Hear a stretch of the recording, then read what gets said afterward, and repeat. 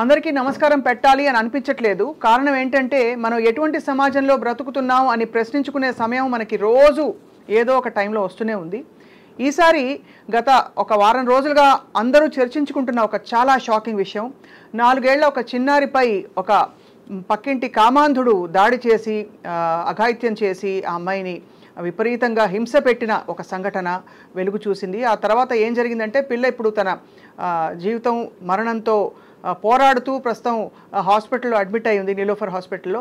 And ఈ అంశంపై తల్లిదండ్రులు వాపోతున్నారు. చట్టాలు ఎన్నొచ్చినా ఎన్ని విధాల మనం రక్షణ కల్పించే ప్రయత్నం చేసినా మన మధ్య తిరుగుతున్న వాళ్ళు ఇలా ప్రవర్తిస్తున్నారంటే నమ్మలేకపోతున్నాం.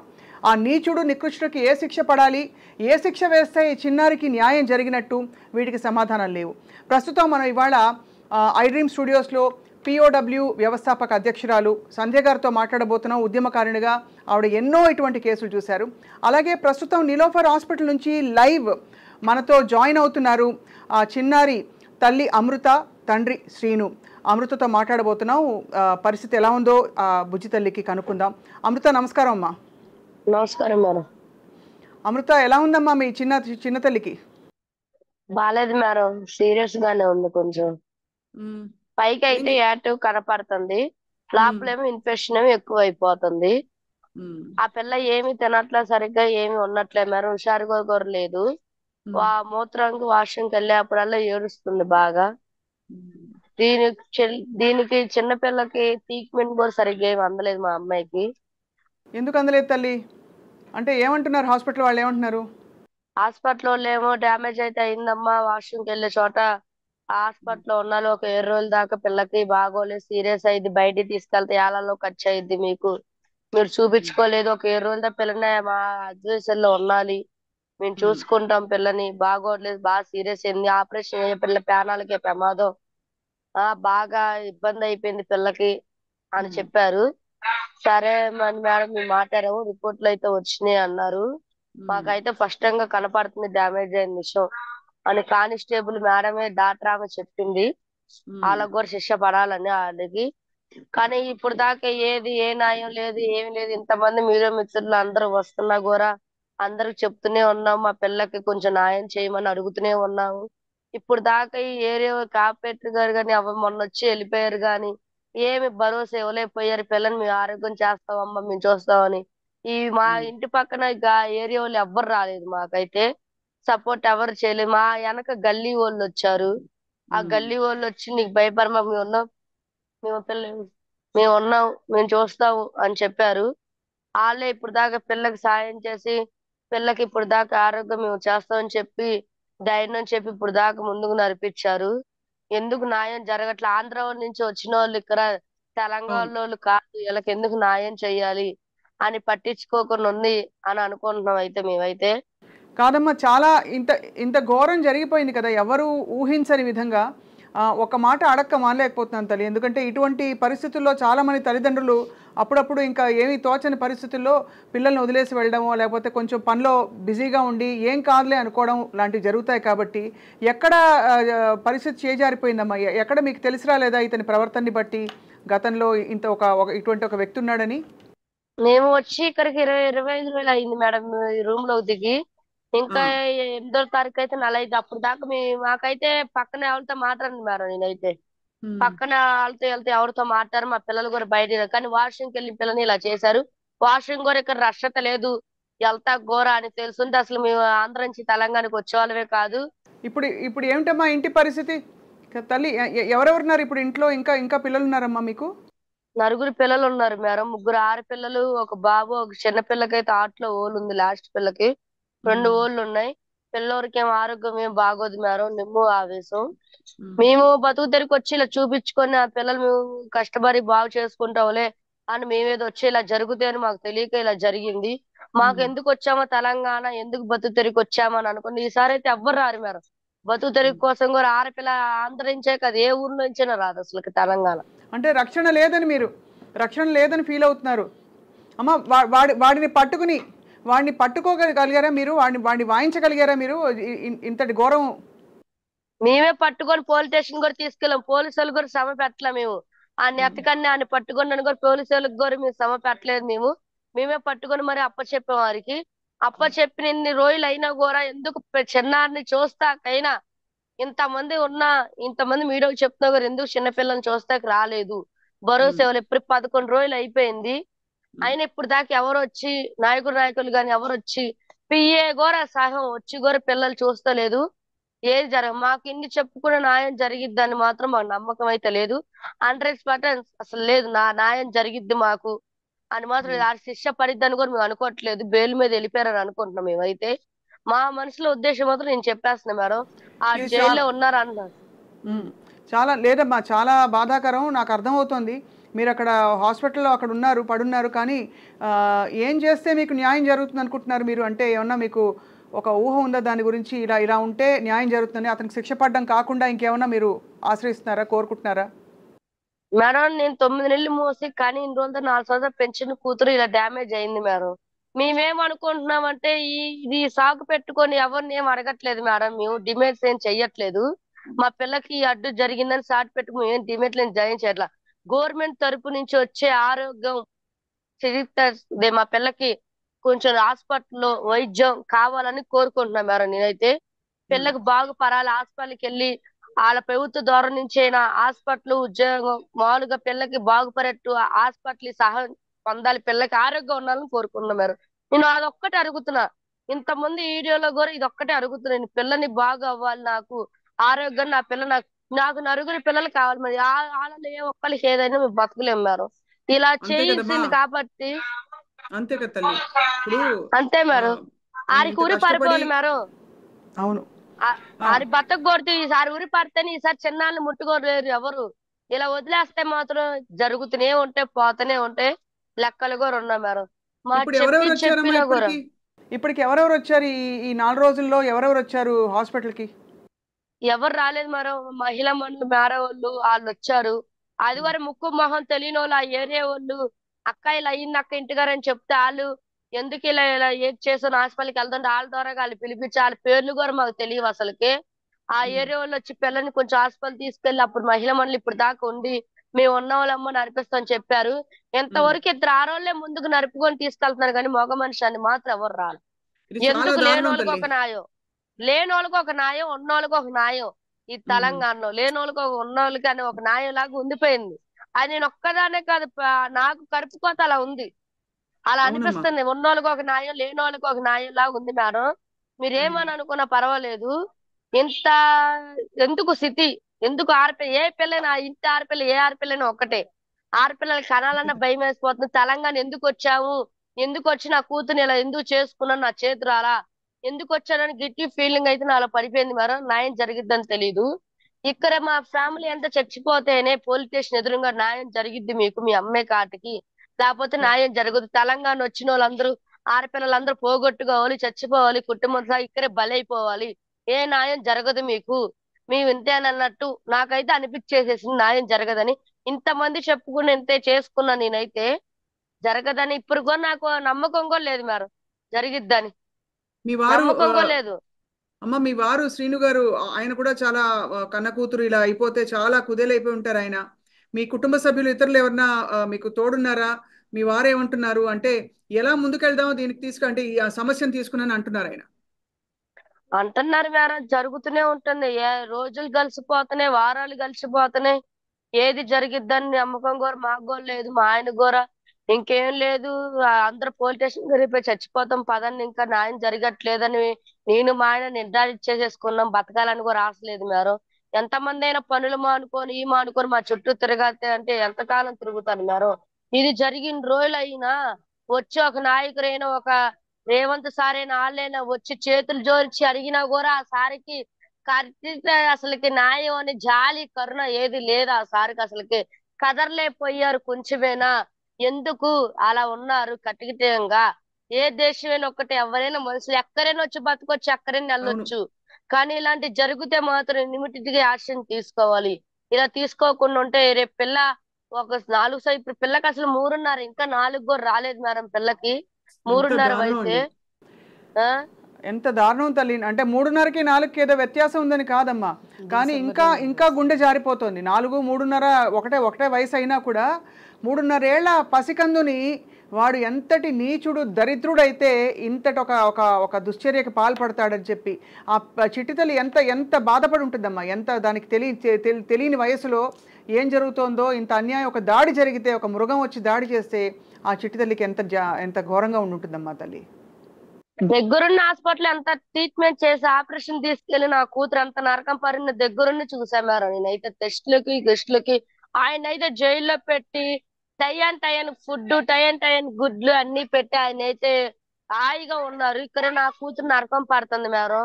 మీరు ఒక్కటే అడుగుతున్నా మేడం, మీరే దూరగోరా న్యాయం చేస్తే చేయండి మేడం. మీరేం టీవీలో వేసి న్యాయం చెయ్యాలని అనుకుంటే పోరాలని మేడం. మా సాధి చెట్లు మేము పోరాడం మేడం. ఇంకా ఈ 2 రోజుల దాకా చూస్తున్నాం మేడం. ఎవరైనా వస్తే రాకపోతే నిజంగానే మేమంతా చచ్చిపోతాం స్టేషన్ కన్నా పడి న్యాయం జరగట్లేదని. లేదు మేడం, అన్ని చూడలేకపోతున్నాం మేడం. నా కూతురు నరక నేను చూడలేకపోతున్నా మేడం. కళ్ళు ఎదురుగా పెట్టుకొని నా కూతురు నా నరకం సరైన తిండి లేకుండా పిల్లకి సరైన పోషాహారం లేకుండా పిల్లకి దిగులుగా దిగలిపోయింది మేడం. నేను ఆ నరకం నేను చూడలేకపోతున్నా మేడం. నా కన్న కూతుర్ని నేను ఎందుకు ఇక్కడ వచ్చి ఇలా చేసుకున్నా నా కూతుర్నని నా చేతురాలే చేసుకున్నా నా కూతుర్నని నాకు అనిపిస్తుంది మేడం. నా వల్ల అయ్యింది. నేను ఇంటికారున్నా అలాంటి కామాతులు ఉన్నారని మాకు ముందుగా తెలుసుంటే మేము అసలు తెలంగాణకి వచ్చేవాళ్ళం కాదు. అసలు నా పిల్లలు తీసుకొని అసలు రావు మేడం. అసలు తెలంగాణ వచ్చేవాళ్ళం కాదు మేడం. ఆంధ్రాలోనే చక్కగా ఉండేవాళ్ళం మేడం. మేమైతే ఇప్పుడు దాకా ఏది జరిగింది లేదు మేడం మాకు అసలు అక్కడైతే. తల్లి ఒకటమ్మా, అమృత నీ ఆవేదన అర్థం చేసుకుంటున్నావు. మీరు అన్నది అంటే ఊరు వచ్చారని ఒక బాధ ఉంటుంది, కానీ ఇప్పుడు చాలా దారుణం ఏంటంటే అమ్మా, కామాంధులు అన్ని చోట్ల దాక్కుని ఉన్నారు. ఇలా పక్కింట్లోంచి ఒకడు బయటకు వస్తాడని మీకు ఊహకు కూడా అందుండదు. ఇది చాలా పెద్ద షాక్. ఇది అందరికీ షాక్ అమ్మా. అది కూడా ఇంత పసిగందుని తీసుకుని వాడు అంత దారుణానికి, వాడికి అక్క చెల్లెళ్ళు అవి లేరేమో. ఉన్నారు మేడం, అక్క చెల్లెలు ఎందుకు లేరు మేడం? అక్క చెల్లెలు ఉన్నారు, వాళ్ళందరూ ఉన్నారు. మమ్మల్ని తిడతాకు వచ్చారు, మమ్మల్ని కొడతాకు వచ్చారు. వాళ్ళు కూడా ఎందుకు మా అబ్బాయి ఎలా ఒప్పుకున్నాడా తల్లి? మా ముందు నిలదీసి అడిగితేనేమో ఊర్లో లేరు మేడం. ఊర్లో లేని ఆయన ఎలా వచ్చి మా పిల్లని ఎలా చూస్తారంటే ఆయనే చెప్తున్నారు మేడం. పిల్ల ఎలా కూర్చుందో ఎలా బాత్రూమ్ లో ఉందో ఆయనే చెప్తున్నారు మేడం. నేను పిల్లని చూశాను కానీ ఏమి చేయలేదు, వాష్రూమ్లోకి వెళ్ళాను కానీ నేనేం చేయలేదని పిల్లని చెప్తున్నారు మేడం. రిపోర్ట్ రావాలన్నారు, రిపోర్ట్ వచ్చినా కూడా శాసనం వచ్చినా కూడా ఇంకా పట్టించిపోతే ఎందుకు మేడం? సరే మేడం, ఇవన్నీ పక్క పెట్టండి, శిష్య అన్ని పక్క పెట్టండి, నా కూతురు చంపుకోవాలి ఏంటి మేడం? నేను ఇలా జరిగింది తెలంగాణలో, ఇలా అయ్యింది తెలంగాణ, నా కూతుర్ని చంపుకోవాలి ఏంటి మేడం? సరైన వైద్యం కూడా చేపిపోతే పిల్లకి మేమేనా నిమిది చేసి మాకు ఇవ్వండి అయ్యి ఇవ్వండి అని మేము అడుగుతున్నాం. పిల్లకి ఆరోగ్యంగా ఉండాలి, పిల్లని హాస్పిటల్ చూపించండి కొంచెం అనేగా మేము అడుగుతున్నాం. కానీ మేడం మేమేమి అడగట్లేదు. ఎందుకు మేడం ఇలా ఎందుకు మాకెందుకు మీ శిక్ష కరుపు కొత్త భరించాలని మేము భరించలేము మేడం. మా మనసులో నిరిపోయినాయి మేడం. మా ఓపిక అంతా చచ్చిపోయింది మేడం. భూమాతకున్న ఓర్పు ఆరదానికి ఉందని అంటారు, మా ఓర్పు అంతా చచ్చిపోయింది మేడం. నేను పడ్డ బాధ ఏ తల్లి పడకూడదు, ఏ చిన్నలు రాకూడదు అని నేనంతా పోటీ నుంచి ఎంత ముందుకు వెళ్ళాలనుకున్నా కూడా సహనం చచ్చిపోయింది మేడం. ఆ పిల్లని చూసుకుంటా మేము ఏమి లేవు, నిద్ర లేని రాత్రులు గడుపుతున్నాం మేడం. పిల్లని ఎదురుగా పెట్టుకొని పిల్లకి సరైన వైద్యం లేకుండా పిల్లకి ఏది లేకుండా నిద్ర లేని రాత్రులు పిల్లని ఇంట్లో పెట్టుకొని మా డిశ్చార్జ్ చేసి 3 రోజుల క్రితం పిల్ల అల్లారిపోతుంటే మా వల్ల కావట్లేదు మేడం.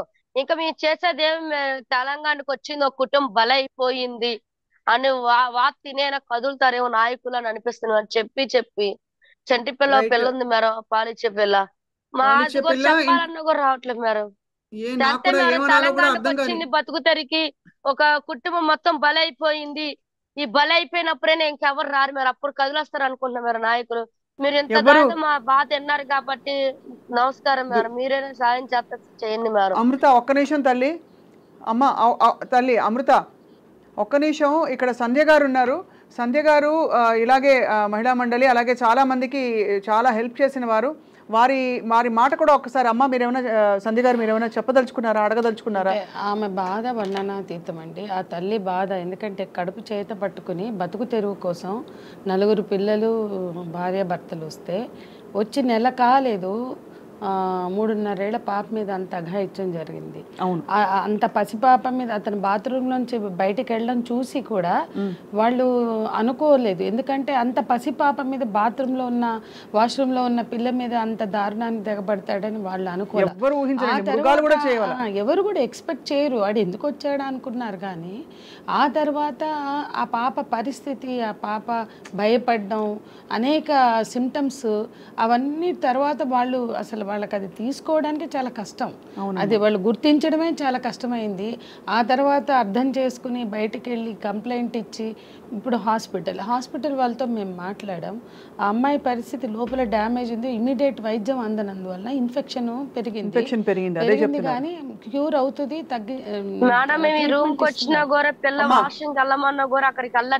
అంటే బాగా టెర్రరైజ్ అయింది. ఎందుకంటే ఆ అమ్మాయి మీద వాష్రూమ్ లో ఒక ఘోరం జరిగింది కదమ్మా. వాష్రూమ్ లో జరిగిన ఘోరం ఆ అమ్మాయి మైండ్ లో మిగిలిపోయింది. అమ్మాయి భయపడుతుంది. దానికి కౌన్సిలింగ్ అవసరం. మీ డాక్టర్లతోటి మేము మాట్లాడాం, కౌన్సిలింగ్ కూడా చేపిస్తారు. కానీ ముందు ఇన్ఫెక్షన్ తగ్గించి వైద్యం తర్వాత కౌన్సిలింగ్ సెషన్స్ తర్వాత ఉంటాయి. అట్లాగే అమ్మ నేను మీకు ఇచ్చే భరోసా ఏంటంటే ఇమీడియట్గా Kranthi Wesley director women and child welfare వారితో మేము మాట్లాడతాం. అంటే ఈ చైల్డ్ రేప్ మీద మొన్న 4 రోజుల క్రితమే మేము మాట్లాడాము. అంటే చైల్డ్ రేప్ ఒకటి కాదు సంధ్య గారు, ఇంకో ఘటనలో మేము మాట్లాడాము. ఒక ఘోరం జరిగినప్పుడు తీసుకెళ్లి సరే నీలోఫర్ హాస్పిటల్ చాలా పురాతనమైన మంచి హాస్పిటల్ అని చెప్తారు. లేదు అక్కడ వైద్యం కూడా బాగానే జరుగుతుంది. ఏ దిక్కు లేకుండా కానీ వీళ్ళకి ఎవరిస్తారు అనుక్షణం భరోసా ఇవ్వాలి. ముందు వాళ్ళకి అర్థం కావాలి అక్కడ ఏంటి డ్యామేజ్ ఎట్లా జరిగింది ఏంటి. టెస్ట్లు అయినాయి. టెస్ట్లు అయ్యాక వైద్యం స్టార్ట్ అయింది. ఆ పాపకి మెరుగైన వైద్యం చేస్తామని కూడా వాళ్ళు చెప్తున్నారు. ఇమీడియట్ వస్తే వచ్చే రిజల్ట్కి కొంచెం లేట్ అవ్వడం వల్ల ఇన్ఫెక్షన్ పెరిగి కొద్దిగా ఇబ్బందిగా ఉంది. కానీ ఆ పాపకు తగ్గుతుంది. హాస్పిటల్లో మంచి డాక్టర్లు ఉన్నారు. లక్షలు కోట్లు పోసిన ప్రైవేట్ హాస్పిటల్లో లేని డాక్టర్లు నీలోఫర్లో ఉన్నారు. అపోలో లేదా పెద్ద పెద్ద కిమ్స్ ఇలాంటి హాస్పిటల్లో రెఫరల్ కేసులు కూడా చైల్డ్ కేసెస్ పిల్లలవి నీలోఫర్కి వస్తాయి. It is a referral hospital. అమ్మ ఆంధ్రాలో పసిపిల్లల కేసులు కూడా రెఫరల్ హాస్పిటల్ నీలోఫర్కే వస్తాయి. కాబట్టి ఆ హాస్పిటల్లో ఉన్న ఎక్స్పర్ట్స్ ఎక్కడా లేరమ్మా, మీరు భయపడకండి. అట్లాగే డిపార్ట్మెంట్ వాళ్ళు మేడం డైరెక్టర్ క్రాంతి వెస్లీ గారితో కూడా మేము మాట్లాడతాం. ఖచ్చితంగా మీ పాపకి మహిళా శిశు సంక్షేమ శాఖ అధికారులు వచ్చి మీకు ఇవ్వాల్సినవి ఉంటాయి. మీరు కోరట్లా, మీది వైద్యం ఒకటే మీరు కోరుతున్నారు, మాకు అర్థమైంది. కానీ డిపార్ట్మెంట్ బాధ్యత మీకు అందించాల్సిన డబ్బులు ఇవ్వాలి. ఎందుకు అంటే మీకు భరోసా. ఇప్పుడు పాపను పట్టుకుని పనులకు వెళ్ళేవాళ్ళు పనులకు వెళ్ళరు, ఇంట్లోనే ఉంటారు, పాపను చూసుకోవాలి, ఇంకా కొన్ని రోజులు పడుతుంది. కాబట్టి మీకు బతుకు తెరువు కల్పించడానికి చట్టం పెట్టింది. అది డిపార్ట్మెంటో రాజకీయ నాయకులు ఎవ్వరు మెహర్బానీ కాదు, భిక్ష కాదు. అత్యాచార బాధితులకి నష్టపరిహారము ప్రభుత్వం చెల్లిస్తుంది. అది వాళ్ళకి భరోసా కల్పించడంలో భాగం. ఎన్నో రకాలుగా మహిళా ఉద్యమాలు కోట్లాడి తెచ్చిన చట్టాలు అవి. ఆ చట్టం అమలు చేయాల్సిన బాధ్యత లోకల్ పోలీసులకు ఉంది. వాళ్ళు ఎఫ్ఐఆర్ కాగానే ఉమెన్ అండ్ చైల్డ్ వెల్ఫేర్కి అది పంపాలి. ఆ ఎఫ్ఐఆర్ అయ్యాక అది వెళ్ళాక ఫస్ట్ 25%, తర్వాత 25%, ఆ తర్వాత మిగతా 50% వస్తుంది ఛార్జ్ షీట్ పడ్డాక. అవి మీకు వచ్చేలాగా చూసే బాధ్యత మాది. అట్లాగే పోలీస్ అధికారులతో ఈ రోజే మేము మాట్లాడి, ఎందుకంటే ఈ వారం చాలా ఘటనలు జరిగే వరకు మేము కూడా కన్ఫ్యూజ్ అయిపోయాం. ఒక దాంట్లో తిరుగుతున్నాం, 12 ఏళ్ల పాప ప్రెగ్నెంట్ అయిపోయింది, బోల్డ్ మంది ఆ పిల్ల మీద అత్యాచారం చేశారు.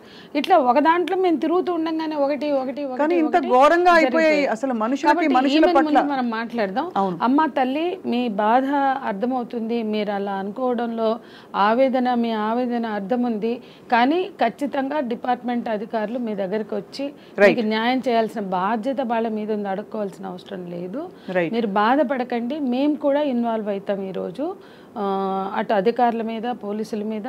అట్లాగే ఆల్రెడీ హాస్పిటల్ వాళ్ళతోటి మేము మాట్లాడాం. రవి గారు అని ఉంటారు, నీలోఫర్ సూపరింటెండెంట్, ఇంకా అక్కడ వైద్యులతో కూడా మేము మాట్లాడాం. తప్పకుండా మీకు న్యాయం జరిగేలా మేము మా శక్తి మేరకి చేస్తాం. మీ పాప ప్రాణానికి హాని లేదు. ఖచ్చితంగా మీ పాప, కాకపోతే డాక్టర్లు మీరు చూడట్లేదనో లేదా బాధలోనో విరక్తిలోనో తొందరపడి నిర్ణయం తీసుకుని వెళ్ళిపోమాకండి. మీరు ఏ రకమైన అఘాయిత్యానికి పాల్పడకండి. ఎందుకంటే మీ బిడ్డలు అనాథలు అవుతారు. మీరు 4 బిడ్డల్ని కన్నారు, మిగతా పిల్లలకి తల్లిదండ్రులు లేకుండా చేయకండి. మీరు ధైర్యంగా నిలబడండి. మీరు మీ పాపని ఆరోగ్యంగా మంచిగా చేసుకున్నాకే మీరు ఏ నిర్ణయమన్నా తీసుకోండి. ఇక్కడ ఉండాలనుకుంటే ఇక్కడ, లేకపోతే ఆంధ్రాకి, కానీ పాపకు వైద్యం చేయించుకోండి. నీలోఫర్ లాంటి మంచి హాస్పిటల్ మన ఉమ్మడి ఆంధ్రప్రదేశ్లో కూడా లేవు. మేము కూడా వచ్చి మిమ్మల్ని కలుస్తాం, ఆసుపత్రి సిబ్బందితో మాట్లాడతాం, ఆసుపత్రి సూపరింటెండెంట్ గారితో మాట్లాడతాం. రైట్ మేడం, భరోసా విన్నారు కదమ్మా తల్లి అమృత. మీరు ధైర్యంగా ఉండండి. మిమ్మల్ని రోజు మేము పలకరిస్తాం, అంటే కెమెరా ముఖంగా మాత్రమే కాదు, విడిగా కూడా. తప్పకుండా మీకు న్యాయం జరిగే వరకు అందరం కలిసి, మీడియా ఇప్పటికే చాలా అలర్ట్ అయింది, మేము తప్పకుండా అన్ని విధాలా మీకు న్యాయం చేసే ప్రయత్నాలు చేస్తాం. ఇప్పుడు మీ చిట్టితల్లి ఏం చేస్తుందండి? ఇప్పుడు లాపులు ఉంది మేడం, నీరసంగా ఆరుకు పడుకుంది, నీరసంగా ఉంది. ఏంటనుకున్న వాష్రూమ్ కాటికి ఇబ్బంది పడతా. అమ్మ మీడియాకి కూడా మీరు పాపని చూపించొద్దు, పేరు చెప్పొద్దు, అవసరం లేదు. ఎవరైనా అడిగినా మీరు పాపని చూపించకండి అమ్మా. పోక్సో చట్టం ప్రకారం పేర్లు కూడా పెట్టొద్దు, చూపించొద్దు. మీరు జాగ్రత్తగా ఉండండి. మీరు మీ కుటుంబానికి భద్రత ఏంటో ఆలోచించుకోండి. ప్రభుత్వం చేయాల్సింది చేసే వరకు మీరు ఫైట్ చేయండి. ఇట్ ఈస్ యువర్ రైట్ అని మీ హక్కు అమ్మ. ఇప్పుడు ఎక్కడ అన్యాయం జరిగినా, మీ పాప మీద అత్యాచారం అంటే అది మీరు బాధ్యులు కాదు. చేసిన నేరస్తుడు ఒక భాగం అయితే రక్షణ కల్పించాల్సిన బాధ్యత ప్రభుత్వానిదే అవుతుంది, కాబట్టి వ్యవస్థదే అవుతుంది. కాబట్టి వాళ్ళ బాధ్యత వాళ్ళు తీసుకునే వరకు మీకు మేము మద్దతుగా ఉంటాం, వీళ్ళు మీడియా వాళ్ళు ఉంటారు. కానీ మీరు మాత్రం ధైర్యాన్ని కోల్పోవద్దు. మీ నలుగురు పిల్లల్ని బాగా పెంచుకోవడం, మీరు నిలబడ్డమే మీరు లక్ష్యంగా ఉండాలి అనేది నా కోరిక. అమృత, మీరు జాగ్రత్తగా ఉండండి అమ్మా, ధైర్యంగా ఉండండి. అలాగే పిల్లల్ని చూసుకోండి. మీకు మీ వారికి పూర్తి అండాదండా ఉంటుందని చెప్పి మేము కోరుకుంటున్నాం. మేము పూర్తి ప్రయత్నం చేస్తామమ్మా. ధన్యవాదాలమ్మా ఇంత కష్టంలో మీ కష్టం మాతో పంచుకున్నందుకు. ఎందుకంటే ఇలాంటి సంఘటనలు, ఈ సంఘటన అందరినీ తీవ్రంగా కలిచివేసింది. ఇలాంటి సంఘటనలు మరికొన్ని కూడా ఈ వారంలో జరిగాయని చెప్పి సంజయ్ గారు కూడా చెప్తున్నారు. ఎక్కడి నుంచి ఈ మృగాలు కూడా చేయవాలాగా. ఎందుకంటే మృగాలు అంటారు కదా సంజయ్ గారు, ఆకలేస్తే అవి తింటాయి, వేటాడతాయి తప్ప ఊరికే వెళ్ళి హింసించామని చెప్పి. ఇటువంటి ప్రవృత్తిని ఏమనాలో అర్థం కావట్లేదు. ఆ పిల్లల్ని చూస్తే ఏడుపు వస్తుంది స్వప్న గారు. నిజంగా ఏడ్చాం మేము. ఏడుపు రావడం. ఓకే అమ్మా, నమస్కారం తల్లి. నమస్కారం అమ్మా, నమస్కారం. రైట్ అమ్మా. సో ఆ విధంగా అయితే సంజయ్ గారు, అసలు ఈ వారంలో జరిగింది ఎట్లా ఉన్నాయంటే, ఎల్బీ నగర్లో ఒకటి, ఇక్కడ ఫిలిం నగర్లో ఒకటి. ఫిలిం నగర్లో ఏం జరిగింది? ఒక జిహెచ్ఎంసీ ఎంప్లాయీ ఒక 8 ఏళ్ల పాప మీద చేశాడు ఒక చోట. మరో చోట 4 యువకులు కలిసి 7 ఏళ్ల పాప మీద చేశారు. అక్కడ లింగంపల్లిలో ఉన్న ఒక కుటుంబం, తల్లి డొమెస్టిక్ వర్కరు, 3 ఆడపిల్లలు. పెద్ద అమ్మాయి 8 చదువుతుంది, చిన్న అమ్మాయి 4 చదువుతుంది, మధ్యలో అమ్మాయి స్కూల్ డ్రాప్ అవుట్. ఆ పాపని ఆ కాలనీలో ఉన్న ఇంకో అమ్మాయి ద్వారా ఇట్లాగే ఈ అన్ని కాలనీలలో ఇవే ఇళ్లల్లో 11-12 ఏళ్ళు మెచ్యూర్ అయిన పిల్లలు కనుకుంటే వాళ్ళ చుట్టూ గద్దల్లా వాలి తిరిగి ఏదో ఒక రకంగా. ఇప్పుడు ఈ ఎక్స్పోజర్, సెల్ ఫోన్తో ఉన్న ఎక్స్పోజర్ కానీ, మీడియాతో ఉన్న ఎక్స్పోజర్ కానీ చిన్న చిన్నవి వాళ్ళకి అర్థం కాని స్థితి. దాంతో ఆ పిల్లల్ని బండ్లెక్కించుకుని వెళ్ళడము, అక్కడిక్కడ తిప్పడం, పానీపూరి, ఐస్ క్రీమ్ ఇంకేవో తినిపించడం, ఆ తర్వాత తీసుకెళ్ళి సెక్షువల్ అబ్యూస్కి పాల్పడ్డాం. ఇప్పుడు ఈ లింగంపల్లి అమ్మాయిని వినాయక్ నగర్ నేరేడుమెట్టి తీసుకెళ్ళి ఒకడు పరిచయం అయ్యాడు. ఫస్ట్ వాడు అబ్యూస్ చేశాడు, ఆ తర్వాత వాడి ఫ్రెండ్స్, అట్లా ఇప్పుడు 10 మందిని బయటకు వస్తుంది. కానీ విషయం ఏంటంటే కంటిన్యూ తీసుకెళ్ళడం. ఒకరోజు తీసుకెళ్తే మా అమ్మాయి కనపట్లేదని ఆ తల్లి కాచిగూడ పోలీస్ స్టేషన్లో కంప్లైంట్ ఇస్తే వాళ్ళు 0 FIR చేసి ఆ పాపని రెస్క్యూ చేసి భరోసాకి ఇస్తే ఆ పాప భరోసాలో కూడా ఏం చెప్పలేకపోయింది. ఆ మొత్తం సిచ్యువేషన్లో ఆ తల్లికి ఏం అర్థం కాదు, ఆ పాపకి ఏమైందో తల్లికి తెలియదు.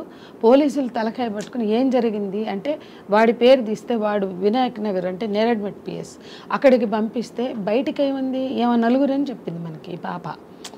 విజయ్ కుమార్ ముందు తీసుకెళ్ళాడు, ఆ తర్వాత ఇంకా 3 వాళ్ళందరూ వాళ్ళని చాలా మందిని అరెస్ట్ చేస్తారు, 1-2 దొరకలేదు. వాళ్ళందరూ ఈ అమ్మాయి మీద అందరూ అఘాయిత్యం చేశారు, అందరూ అబ్యూస్ చేశారు, సెక్షువల్ అబ్యూస్ చేశారు. ఇంకా ఏంటంటే వాడు ముందు కొన్నాళ్ళు చేసి అప్పుడప్పుడు వాడి ఫ్రెండ్స్ 3-4 చేయించి అట్లా అది ఒక వ్యాపారంలాగా చేశాడా ఏంటి మరి నేరేడ్మెట్ పోలీసులు చెప్పాలి, ఇంకా వాస్తవాలు బయటకు రావట్లేదు. కానీ ఇక్కడ జరిగింది ఏంటంటే 10 మంది ముందు అమ్మాయి 4 అని చెప్పిందా, ఆ పిల్ల చిన్నపిల్ల, ఆ పిల్లకి ఏం అర్థం కావట్లా. వాళ్ళు చేసిన వాళ్ళు గంజాయి తాగి ఈ పిల్లకి కూడా గంజాయి తాగిచ్చి ఆ పాప చెప్తోంది గంజాయి తాగిచ్చారు, నాకేం జరిగిందో తెలియదు, ఎంతమందో తెలియదని. కానీ ఇప్పుడు విషయం ఏంటంటే మెడికల్ టెస్టుల్లో అంటే తల్లికి బిడ్డ కనపడలేదని కంప్లైంట్ ఇస్తే ఇట్లా ఒకటొకటి బయటకి మెడికల్ టెస్ట్లకు వెళ్తే 4వ నెల ప్రెగ్నెంట్ అని తేలింది. అంటే మనం ఏమని అర్థం చేసుకోవాలి, ఎవరికి భద్రత ఉంది? ఇవాళ ఆ తల్లి రేజ్ చేసిందని కాదు, నా ఉద్దేశంలో తెలంగాణ కాదు ఆంధ్రలో కూడా అదే జరుగుతున్నాయి. సరే ఇప్పుడు ఆమె బాధితురాలుగా ఆమె అట్లా ఫీల్ అయింది, వాళ్ళకి ఎప్పుడూ జరగక ఇప్పుడే జరిగేసరికి నా బిడ్డను తెలంగాణకు వచ్చి బలిచుకున్నా అని. ఇవాళ మొత్తం 2 రాష్ట్రాల్లో జరుగుతున్నాయి. ఆయేషాని అట్లా చంపి పెడితే ఇప్పటి వరకు న్యాయం లేదు అక్కడ. 10-15 ఏళ్ల క్రితం ఆ తల్లి ఇప్పటికీ నాకు న్యాయం జరగలేదని ఏడుస్తుంది. కాబట్టి ఇక్కడ విషయం ఏంటంటే ప్రాంతం కాదు కానీ ఆడపిల్లల భద్రత. ఇప్పుడు ఈ వారంలో జరిగిన ఘటనలే మీరు తీసుకోండి, ఏ ఘటన కూడా తల్లిదండ్రులు బయటకు వెళ్తేనో లేదా పిల్లలు బయటకు ఆడుకోవడానికి వెళ్తేనో లేకపోతే ఈ పాప వాష్రూమ్ మనం ఇప్పుడు మాట్లాడిన ఎంత కనీస అవసరాలకు కూడా అంటే ధైర్యం చేయలేని పరిస్థితులు వస్తే ఎక్కడ పెరగాలండి? ఇనపెట్టెల్లో పంచాలా లేకపోతే లాకపుల్లో ఉన్నట్టు పిల్లల్ని ఆడపిల్లల్ని లాకపుల్లో వేసుకుని పెంచాలా ఏంటి? వాళ్ళు స్కూళ్ళకి వెళ్ళొద్దా, బయటకు వెళ్ళొద్దా, ఆడుకోవద్దా? అసలు ఏం అన్యాయం ఇది? అంటే ఈవేళ బస్తీల్లో విచ్చలవిడిగా గంజాయి, ఏ బస్తీలో గంజాయి దొరకట్లేదు నాకు చెప్పండి. ఈ ప్రభుత్వానికి బుద్ధి ఉంటే ఇంకా నయం. ఆంధ్రాలో ఆ హోమ్ మినిస్టరు మంగళపూడి అనిత ఆ అమ్మాయి వెంటబడింది గంజాయిది, చాలా మాట్లాడుతోంది అక్కడ హోమ్ మినిస్టర్, గంజాయి భరతం పడతా అని. అట్లా ఇక్కడ ఈ విషయంలో మాత్రం తెలంగాణలో కూడా గంజాయి బాగుంది, ఆంధ్రాలో ఉంది, తెలంగాణలో ఉంది. ఈ గంజాయి తాగి ఏం చేస్తున్నారో తెలియట్లా, విచ్చలవిడిగా అసలు ఎవరు ఈ గంజాయి వెనక ఉన్న బడా వ్యాపారులు ఎవరు బస్తీలకి, కాలేజీలకి, స్కూళ్ళకి చాక్లెట్స్ రూపంలో, పౌడర్ల రూపంలో రకరకాలుగా సప్లై చేస్తూ ఎవరిని నాశనం చేస్తున్నారు? ఎవరు బాగుపడడానికి? ఏ బడా బాబులు లేదా ఏ రాజకీయ నాయకులు, ఏ పోలీసులు, ఎవరు ఈ వ్యవస్థలో ఈ గంజాయి వ్యాపారాన్ని పెంచి పోషిస్తుంది? ఇది తేలాలి. 2 బస్తీల్లో భద్రత, ఇది చాలా ముఖ్యం. బస్తీల్లో తల్లిదండ్రులు ఇళ్ళన్నీ కూడా అతుక్కుని ఉంటాయి కదా సంధ్య గారు, ఇంకా అంతలో ఇంకా ఏం భద్రత? చుట్టూ చూస్తే తుమ్మితే పక్కన మనుషులు ఉంటారు. ఇప్పుడు అంతకుముందు సింగరేణి కాలనీలో జరిగింది, ఆ పక్కింటోడే ఈ ఇంట్లో పిల్లు ఉంటుంది, కామన్ వాల్తో వాడు ఉంటాడు, చిన్న పోర్షన్స్గా ఉంటాయి. ఆ ఇంట్లో ఇక్కడ ఆడుకుంటుంది తల్లి, ఇంకో బాబుకి స్నానం చేస్తుంది, చిన్న బాబుకి. ఇంతలో వాడు తీసుకెళ్ళి చేసి చంపేశాడు. వాడు చంపేసి తాళం వేసుకుని వెళ్ళిపోయాడు. ఆ తర్వాత వాడు ట్రాక్ మీద జనగాం దగ్గర శవంగా తేలాడు అనుకోండి.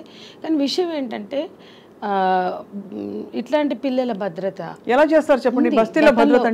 బస్తీల్లో భద్రత అంటే ఈ పిల్లలు తల్లిదండ్రులు పనులకు వెళ్తే 5 years వరకు అంగన్వాడీ సెంటర్స్లో ఉండాలి. ఆ తర్వాత స్కూల్ డ్రాప్అవుట్స్కి బ్రిడ్జి స్కూల్స్ పెట్టాలి. బ్రిడ్జి స్కూల్లో ఉంటే ఖచ్చితంగా భద్రత ఉంటుంది. ఇంటికాడ బయట ఆడుకుని పిల్లలు జైల్లో ఉన్నట్టు ఉండలేరండి, బయటకు వెళ్తారు, ఆడుకుంటారు, 10 రూపాయలు 5 రూపాయలు ఉంటే చాక్లెట్లు బిస్కెట్లు ఏవో తెచ్చుకుంటారు.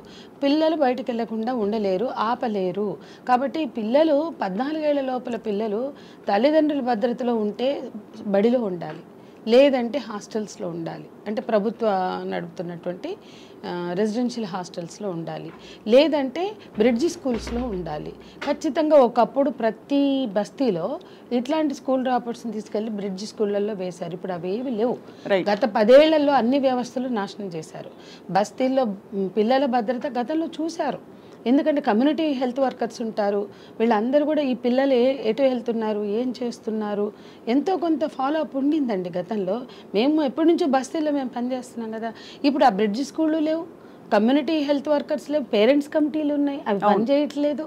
పేరెంట్స్ కమిటీలు ఉన్నాయి ప్రతి బస్తీలో కూడా. అట్లా బస్తీలలో పిల్లలు ఆవారాగా చెడిపోకుండా ఉండడానికి ఏం చేయాలి? అబ్బాయిలైనా అబ్యూస్ జరుగుతుంది. వీళ్ళు ఏదైనా చేయాలంటే కూడా మనకి అంటే ఈ వలస వచ్చే వ్యక్తులు ఎక్కడి నుంచి వస్తారో, ఏ ఊరు నుంచి వస్తారో తెలియదు. వాళ్ళని ఏం ఉద్ధరించి ఏం బాగు చేసి చేయగలుగుతాం మనం? అసలు వలసే పెద్ద ఇష్యూ. మైగ్రెంట్స్కి ఇప్పుడు ఒరిస్సా వాళ్ళు ఇటుకల ఫ్యాక్టరీల పేరుతో మన వాళ్ళు తెలంగాణలో కానీ ఆంధ్రలో మొత్తం తెలంగాణ అంతా ఉన్నాయి బ్రిక్స్ ఫ్యాక్టరీస్. ఆ ఒరిస్సా నుంచి లేబర్ని తెస్తారు, వాళ్ళ మీద సెక్షువల్ అబ్యూజ్లు అవుతూనే ఉంటాయి, వాళ్ళకి సరిగ్గా స్కూల్ ఉండదు. వాటి కోసం పెద్ద ఉద్యమం చేసి కొంతమంది వాళ్ళకి స్కూలింగ్ పెట్టారు. అసలు ఏ పిల్లలు వాళ్ళు వలస కార్మికులే అయినా ఆ పిల్లల్ని కూడా 14 ఏళ్ల లోపల పిల్లల్ని ఇళ్ళకాడు ఉంచొద్దు, పనులకు పంపొద్దు, స్కూళ్ళకు పంపాలని చట్టం చెప్తుంది. ఆ చట్టం ఎవరు అతీతం కాదు కదా. భారతదేశంలో ఒక విద్యా హక్కు చట్టం ఉంది. వాళ్ళు వలస కార్మికులు అయితే వదిలేయాలని ఎవరు చెప్పారు? ఎక్కడుంది? చట్టంలో ఉందా? అంటే మైగ్రెంట్స్ మీద ప్రత్యేకంగా మైగ్రెంట్ లాస్ ఉన్నాయి. ఆ మైగ్రెంట్ లాస్ ఏం చెప్తున్నాయంటే ఏ కుటుంబమైన మనళ్ళు కూడా పోయారుగా, సూరత్, భివాండి, బాంబే, మన తెలంగాణ వాళ్ళు కూడా పోయినారు కదా. అసలు ఫస్ట్ అంటే అర్థం కాని విషయం ఏంటంటే సంధ్య గారు, మీరు 8 సంఘటనలు ఈ వారం జరిగాయని చెప్తున్నారు. ఇలాంటి పీడోఫైల్ టెండెన్సీస్ ఏవైతే ఉంటాయంటే చిన్న పిల్లల మీద అఘాయిత్యం చేసే అలాంటి అసలు ఆ ప్రవృత్తి ఎక్కడ పుడుతోంది, ఎందుకు పుడుతోంది? ఇదేంటి గంజాయి ప్రభావం ఒకటే అంటున్నారా, లేక సామాజికంగా కూడా వాళ్ళకి ఏమన్నా? అసలు బేసిక్ క్వశ్చనే అది. మనం చాలాసార్లు మాట్లాడాం, ఇప్పుడు జరుగుతున్న దాని మీద దృష్టి పెట్టి ఇవన్నీ మాట్లాడాను.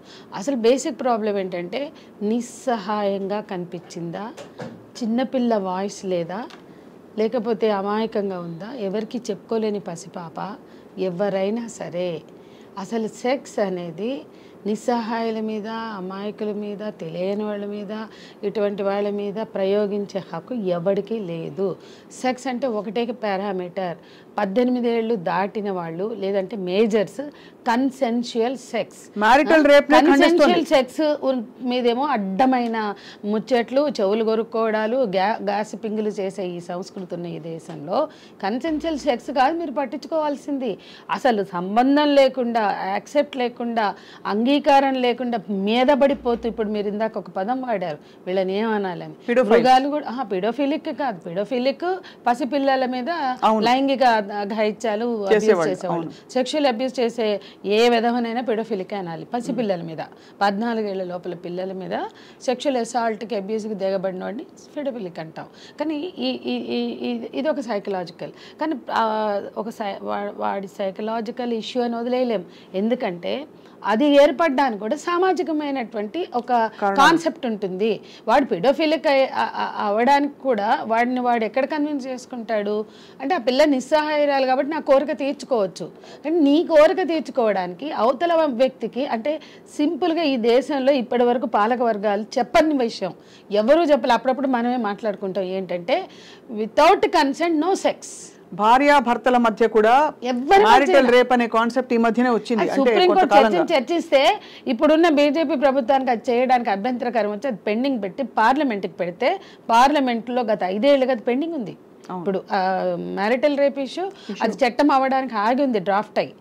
నేనేమంటున్నానంటే ఒకటి చెప్పండి, ఏ ప్రభుత్వం అయినా, ఏ పార్టీ అయినా, ఆంధ్ర పార్టీ అయినా, తెలుగుదేశం పార్టీ అయినా, అయ్యా మీరు సీఎంలే అవ్వండి, పాలకులే అవ్వండి, ప్రభుత్వాలు వేయాలండి, కానీ ఒకటి చెప్పండి, సెక్స్ అంటే కన్సెన్సస్తో జరిగేది.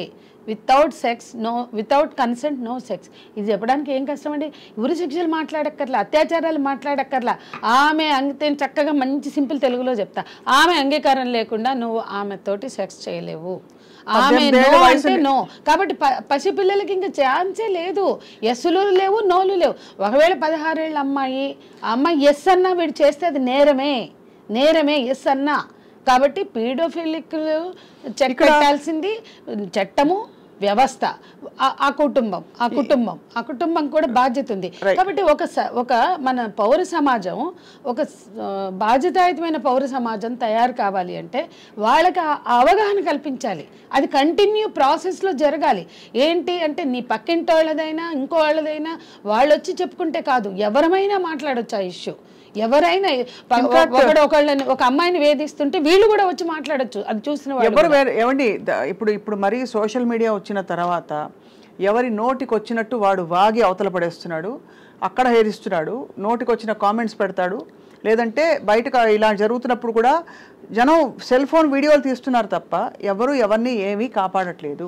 సమాజం చచ్చిపోయింది, ఇది వాస్తవం. అంటే మానవీయ విలువలు దిగజారిపోవడం అంటే నేనేమంటున్నానంటే అసలు మన మైండ్లోనే లేదు. అంటే it is a choice for a men. అబ్బాయికి ఛాయిస్ అవకాశం అంటున్నారు, ఇవి అబ్బాయి అవకాశాలు కాదు, మగవాళ్ళకి దొరికే అవకాశాలు కాదండి. అర్ధరాత్రి వెళ్తున్న అమ్మాయో, ఆటోకు బస్ దిగో ట్రైన్ దిగో ఆటోకి వెళ్తున్న అమ్మాయో, రోడ్డు మీద నిలబడిన అమ్మాయో, బస్ స్టాప్లో నిలబడిన అమ్మాయో కనపడితే ఇది మా చాయిస్ అనుకుంటున్నారు కదా, అది కాదు, అది నేరమే.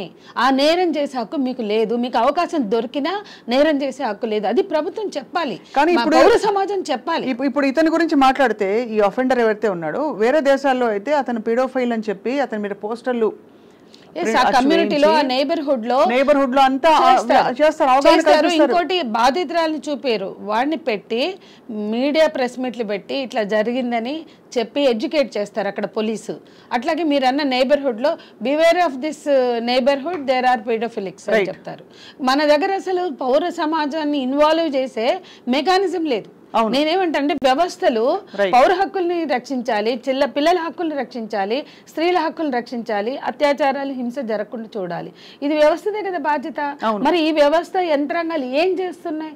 ఇప్పటిదాకా ప్రభుత్వ యంత్రాంగం అక్కడికి పోరా ఈ 11 రోజులు అయితే ఈ పాటికి అంటే అదే ఆశ్చర్యం. షాకింగ్ థింగ్ ఏంటంటే ఇన్ని రోజుల్లో ఈ పాటికి వెళ్ళి అసలు మొత్తం వ్యవస్థ కదిలిపోవాలి. ఒక పెద్ద తలకాయ అక్కడికి వెళ్తే వ్యవస్థ అంతా కదులుతుంది. నెక్స్ట్ ఏం చేయాలి, వీళ్ళకి న్యాయం ఇంకా ఎవరున్నారు, ఏం చేయాలి అని. అసలు వాళ్ళని హాస్పిటల్కి పంపించేసి మన పని అయిపోయింది అని పెట్టుకుంటే కష్టం. అదొకటిను, అసలు ఎవరు స్పందించకపోవడం ఒక భాగము. అట్లాగే ప్రతి నైబర్హుడ్ లో కూడా ఒక ప్రాసెస్ అండి. మీ బస్తీలో పసిపిల్లల మీద సెక్షువల్ అబ్యూస్ జరిగితే ఇది లైంగిక దాడులు జరగకుండా చూడండి. ఇప్పుడు పోస్టర్ చూసారా? లేదు, అదే నేను అంటున్నా. ఒక కాలేజీ అడ్మిషన్ స్టార్ట్ అయితే ఈ కాలేజీలో ఈవ్ టీజింగ్ జరగకుండా, ర్యాగింగ్ జరగకుండా చూడండి అని పోస్టర్లు వేస్తున్నారు. అట్లాగే కాలేజీ యాజమాన్యాన్ని బాధ్యులు చేస్తున్నారు. యువర్ కాలేజ్ అంటే మీ కాలేజీలో ర్యాగింగ్ జరగకూడదు, మీ కాలేజీ ర్యాగింగ్ రహిత కాలేజీగా ఉండాలి అని ఆ కాలేజీని ఎట్లా బాధ్యులు చేస్తున్నారో నైబర్హుడ్స్ ని కూడా చేయాలి. అంటే నైబర్హుడ్స్ లో కమిటీలు ఉన్నాయి కదా, పేరెంట్స్ కమిటీలు, బస్తీ కమిటీలు. ఎందుకున్న రకరకాల జెండాలు పట్టుకున్న నాయకులు ఏం చేస్తారు? ఆ బస్తీలో ఉండే నాయకులకి బాధ్యత లేదా? అంటే ఆ బస్తీ లైంగిక వేధింపుల రహిత బస్తీగా చూసుకోవాల్సింది. అంటే వాళ్ళని ఇన్వాల్వ్ చేసి వీళ్ళు ఎడ్యుకేట్ చేయాలి. రైట్. మనకు మహిళా శిశు సంక్షేమ శాఖ ఉంటుంది, పోలీసు శాఖ ఉంటుంది, రకరకాల శాఖలు ఉంటాయి. వీళ్ళందరి పని ఏంటి?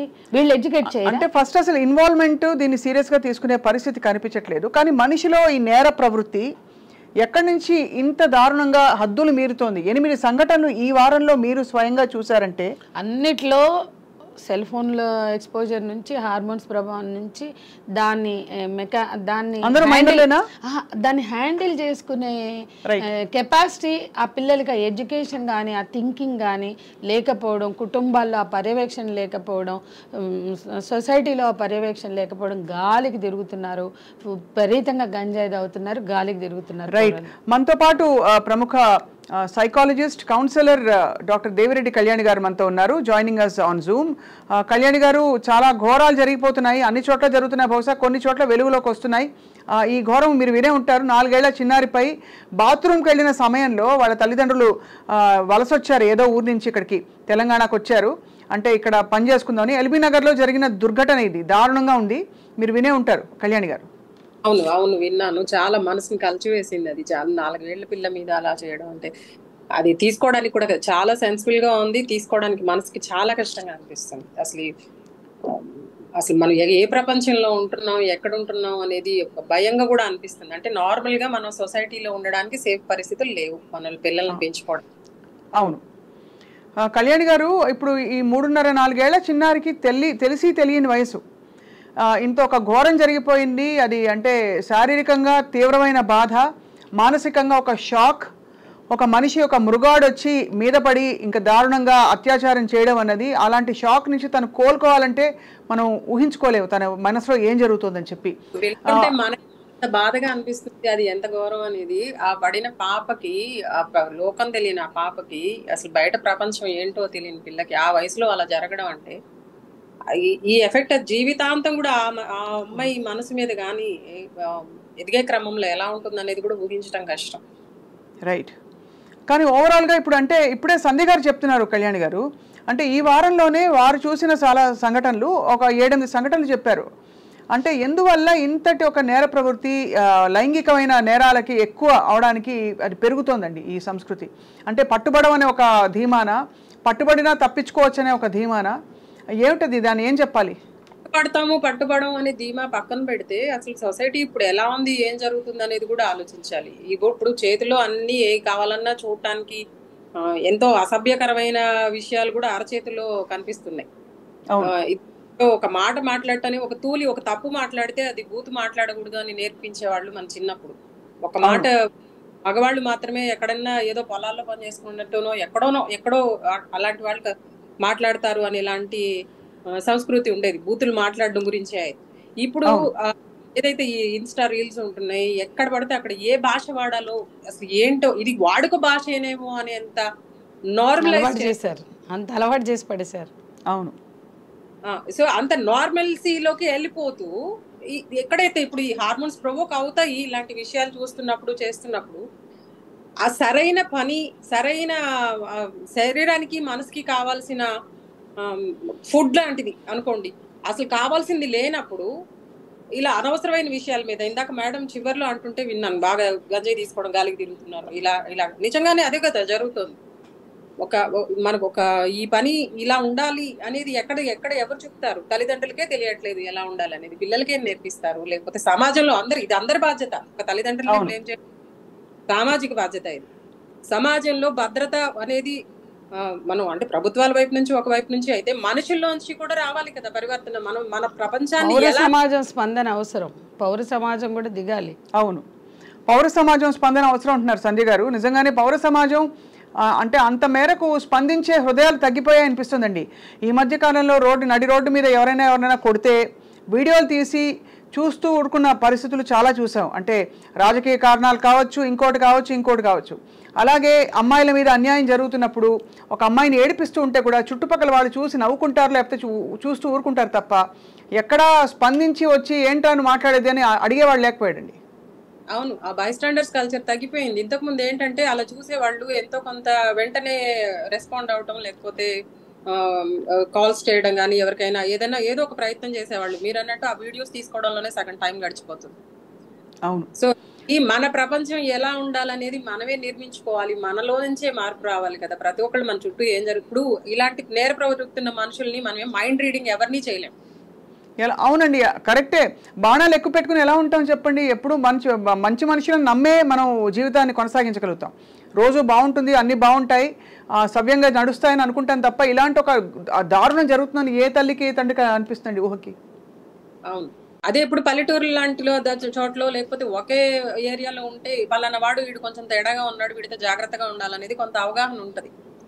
సో వాడికి ఎంత దూరంగా కొంత తెలుస్తుంది. ఈ సిటీల్లో అంటే మిక్స్డ్ కల్చర్ ఉన్న ప్రాంతాల్లో ఇది మనం ఎక్స్పెక్ట్ చేయలేం. అంటే ప్రతి మనిషి వాళ్ళకు ఒక సామాజిక బాధ్యత లాగా అనుకుంటే తప్ప ఈ మార్పు అనేది, మన ప్రపంచం ఎలా ఉండాలనేది మన లోపల మార్పు వస్తే తప్ప ఇలాంటి ప్రపంచం యాక్సెప్టబులేనా? ఇలాంటి ఘోరాలు జరిగినా పర్లేదు, మన దాకా రాలేదు కదా అనుకుంటూ వెళ్ళిపోతే సరిపోతుందా? అది ఇప్పుడైతే మరి కళ్యాణి గారు ఫైనలీ అంటే ఈ పిల్లలకి ఇలాంటి ఘోరాలు జరిగిన పిల్లలకి ఎలాంటి కౌన్సిలింగ్ ఇప్పించాలి? తల్లిదండ్రుల్ని ఎలా ఆదుకోగలుగుతుంది సభ్య సమాజం? తల్లిదండ్రులకి అంటే గా ఉంటుంది రెస్పాన్స్ కూడా. నేను కొన్ని ఇందాక కామెంట్స్ కూడా కింద చూస్తున్నాను. పాపం అందరూ అతన్ని ఊరి తీయాలి, ఏదో చేయాలి అలా చెప్తున్నారు. వాళ్ళకి ఏం చేసినా కూడా ఆ అమ్మాయి మీద మనసు మీద పడే ప్రభావాన్ని మనం తొలగించడం అనేది చాలా కష్టమైన విషయం.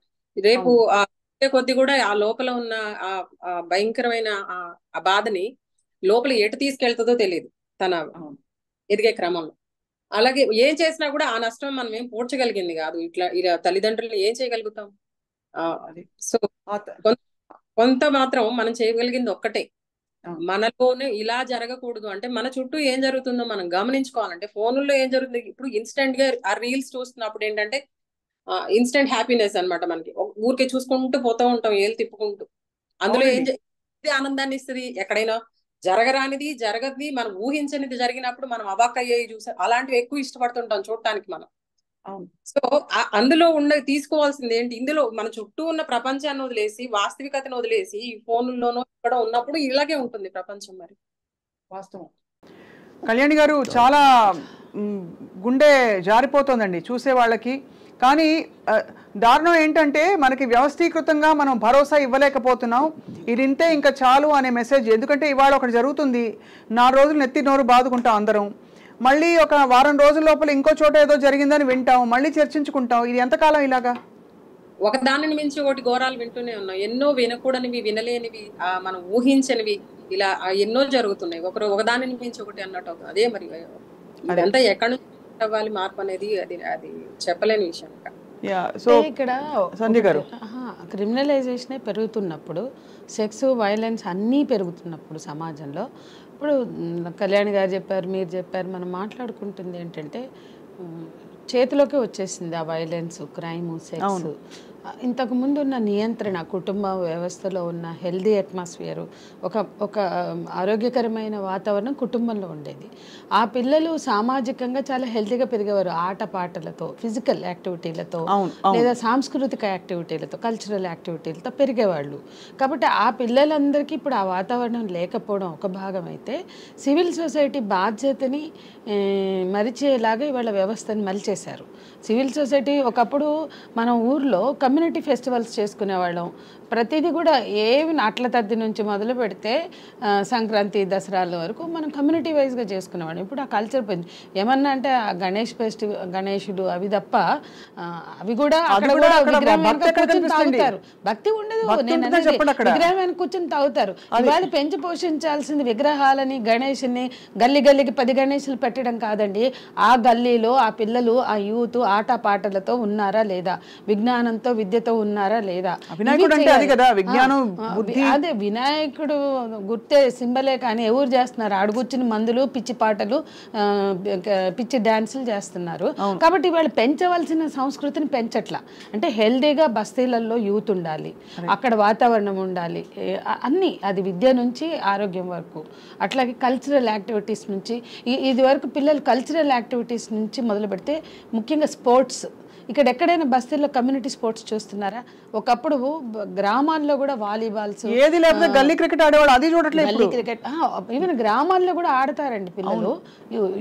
క్రీడలు అనేది ప్రోత్సహిస్తారు, కబడ్డీ కానీ ఇవన్నీ. కానీ ఇవాళ వాతావరణం లేకపోవడం ఒక భాగం. ఫిజికల్ యాక్టివిటీ ఇంకోటి ఏంటంటే ప్రభుత్వాలు ఇంటర్వ్యూన్ అవ్వాలండి. పౌర సమాజం బాధ్యత, పౌర సమాజం సెన్సిబుల్గా ఉండాలి, ఆ బస్తీలలో అవగాహన పెంచాలి. కానీ ప్రభుత్వ ఇంటర్వెన్షన్ ఇక్కడ అవసరం ఇంత. ఎందుకంటే మలేషియా మహతీర్ మహమ్మద్ గవర్నమెంట్ అన్ని ఆపింది ఒక దశలో. ఎందుకంటే మా యూత్ చెడిపోతున్నారు, మా దేశ ఉత్పత్తి ప్రొడక్టివిటీ పడిపోతుందని. సింగపూర్ గవర్నమెంట్ ఇంటర్వ్యూన్ అయ్యి కొన్ని కంట్రోల్ చేసింది. చైనా చాలా ఫేస్బుక్కే వద్దంటుంది. అంటే అనేక దేశాలు తమ యూత్ మీద ప్రభావం చూపించేవి వాళ్ళ దేశాల్లోకి రాకుండా సైబర్ కంట్రోల్ వాళ్ళు చేసుకుంటున్నారు. కానీ మన దగ్గర కొన్ని వేల కోట్ల సైట్స్, మిలియన్స్ సైట్లు వచ్చి పడుతుంటే, ఇంత హిందూ సంస్కృతి గొప్పదని చెప్పుకునే సాంస్కృతిక పరిరక్షకులు ఎందుకు ఆ సెక్స్ వైలెన్స్కు సంబంధించిన చెత్త సైట్లని, పోర్న్ సైట్స్ని ఆపలేకపోతున్నారు? ఇవాళ పోర్న్ మలేషియాలో అలౌడ్ కాదు, కొన్ని పోర్న్ సైట్స్. అట్లాగే సింగపూర్లో. నేనేమంటున్నా అంటే, ఒక పక్కన విచ్చలవిడిగా వస్తే కంట్రోల్ చేసే పాలకులు కనిపించరు. అట్లాగే 2 చుక్కలు పోలియో మందేస్తే పోలియో రాదని ఈ దేశంలో ఎవరు మాట్లాడుతున్నారు? పాలకులే కదా. అంటే నీకు పిల్లలు ఉన్నారు, మీరే పోవాలి, మీ తల్లిదండ్రులదే బాధ్యత. చాలా హాస్పిటళ్ళు ఉన్నాయి, గవర్నమెంట్ హాస్పిటల్, ప్రైవేట్, వెళ్ళి పోలియో చుక్కలు వేసుకోండి అని ఎవరు ఎందుకు చెప్పట్లా? 6 నెలలకోసారి వారోత్సవాలు పెట్టి దో బూందు దాలో పోలియోకు ఎరాడికేట్ కరో అని చెప్పారు కదా. అంటే పోలియో బాధ్యత అయినట్టే ఇవి కావా బాధ్యత అని నేను అడుగుతున్నా. పోలియో లాగే బాధ్యత. అంటే 2 చుక్కలు వేసిన అమితాబ్ బచ్చన్ నుంచి ఆమీర్ ఖాన్ వరకు, జయసుధ నుంచి చిరంజీవి వరకు చెప్పారే 2 చుక్కలు వేసుకోండి, పోలియో రాకుండా చూసుకోండి అని. ఇది ఎందుకు చెప్పరు? ఆమె అంగీకారం లేకుండా ఆమె ఒంటి మీద చేయి వేయొద్దురా అనే చెప్పకూడదా? ప్రభుత్వాలు చెప్పకూడదా? సెలబ్రిటీలు చెప్పకూడదా? అంటే దీనికి ఒక అటెన్షన్ ఉంది అనే ఒక మెసేజ్ ముందు వెళ్ళాలి. ఎందుకంటే అంతకన్నా పోలియో కేసుల కన్నా ఎక్కువ చైల్డ్ అబ్యూస్ కేసులు ఉన్నాయి, చైల్డ్ డెత్లు ఉన్నాయి, రేప్ డెత్లు ఉన్నాయి ఈ దేశంలో. మీకు పోలియో ఆల్మోస్ట్ ఎరాడికేట్ అయిన వారోత్సవాలు జరుగుతాయి. 6 నెలలకి ముఖ్యమంత్రులు, లేకపోతే మహిళా శిశు మంత్రులు, లేకపోతే ఆ మంత్రులు, కలెక్టర్లు ప్రతి చోట పసిపిల్లల్ని పట్టుకుని చుక్కలు వేసి ఫోజులు దిగి ఫోటోలు వేస్తారు. వేయండి, అట్లనే క్యాంపెయిన్ చేయండి. అసలు ముందు రావాల్సింది సంధ్య గారు, మనం గ్యాదర్ చేసిన మీరు 8 సంఘటనలు చెప్పారు కదా, 8 దాదాపు పోక్సో యాక్ట్ కిందకి వస్తాయా? అన్ని పోక్సో యాక్ట్ కిందే. కళ్యాణి గారు, మనం వైండప్ చేసే లోపు ఒక మాట చెప్పి వైండప్ చేస్తున్నామండి.